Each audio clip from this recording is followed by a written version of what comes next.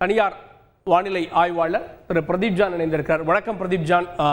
இந்த மழையை ஒரு எக்ஸ்ட்ரா மழை, ஏன்னா இது தென்மேற்கு பருவமழையிலையும் சேராது, வெப்பச்சலனம் மாதிரி ரொம்ப சாதாரணமாகவும் இருக்காது, ஒரு எக்ஸ்ட்ரா மழையாக இது இருக்கிறது. இந்த மழை எந்த அளவுக்கு பொழியும்னு நினைக்கிறீங்க?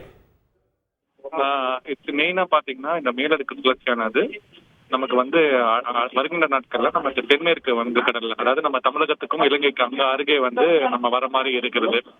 அது மேலும் ஒரு காற்றழுத்த பகுதியாகவோ இல்ல மேலடுக்கு ஒரு வலுவடைந்த ஒரு மேலடுக்கு சுழற்சியாகவோ வங்கக்கடல்ல நீடிக்கக்கூடும். ஸோ அப்படி பார்க்கும்போது என்ன ஆகும்னா, இந்த சைட்ல இருந்து நம்ம காற்றின் ஈர்ப்பு, ஸோ அப்ப மேற்கு திசை, அதாவது கேரளா சைட்ல இருந்து அந்த காற்று மேற்கு திசை காற்று ஈர்க்கும் போது என்ன ஆகுதுன்னா, தென் மாவட்டங்கள், தென் உள் மாவட்டங்களுக்குலாம் நல்ல மழை, பர்டிகுலரா கேரளா, கன்னியாகுமரி, திண்டுக்கல்,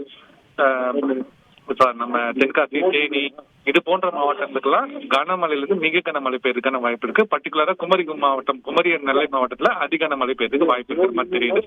உள் மாவட்டங்களையும் நமக்கு பாத்தீங்கன்னா நமக்கு ஆங்காங்கே மழை பெய்யும் எதிர்பார்க்கப்படுகிறது. சோ அடுத்து ஒரு 4-5 நாட்களுக்கு இதை அது பக்கத்துல தமிழகத்துக்கு அருகே நமக்கு நிலவரதுனால இது நம்ம சம்மர் சீசன்ல ஒரு போனஸ் எடுத்துக்கலாம். பொதுவா காற்றழுத்த பகுதி உருவானா 2-3 நாள்ல உருவாகி நகர்ந்து விடும். பட் இது அப்படி இல்லாம தொடர்ந்து நம்ம அருகே இருக்க நிலவு போகிறதுனால ஒரு 23ஆம் தேதி 24ஆம் தேதி வரைக்குமே மழையின் தாக்கம் நமக்கு இருக்குன்னு எதிர்பார்க்கப்படுகிறது.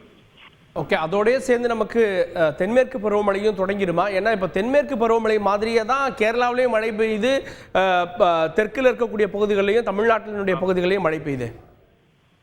இல்ல இது நம்ம மான்சூன் ஆன்செட் நம்ம பண்ண முடியாது. இந்த மான்சூன் ஆன்செட் நமக்கு இதுல அண்டமான் பகுதியில தொடங்கிவிடும்.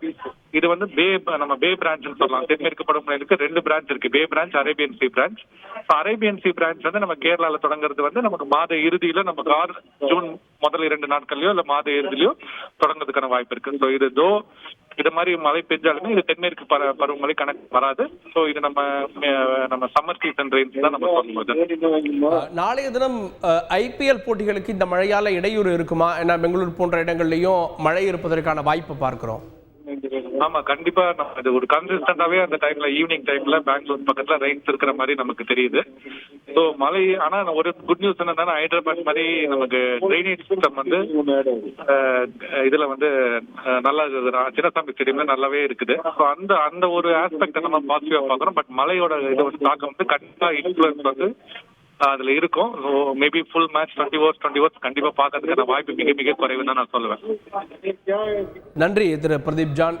இந்த மழை தென்மேற்கு பருவமழைக்கு முந்தைய ஒரு மழையாக நமக்கு கூடுதல் மழையாக கிடைக்கப்பெறுகிறது. அடுத்த 22-23ஆம் தேதி வரை இந்த மழைக்கான வாய்ப்பு இருக்குது அப்படின்னு பார்வைகள் வெளிப்படுத்திருக்கீங்க. நாளைய தினம் போட்டிகளில் இந்த மழையால குறுக்கீடு இருக்கின்ற பார்வைகள் வெளிப்படுத்திருக்கீங்க. இணைந்ததற்கு நன்றி. செய்திகளை உடனுக்குடன் தெரிந்து கொள்ள உடனே சப்ஸ்கிரைப் பண்ணுங்க.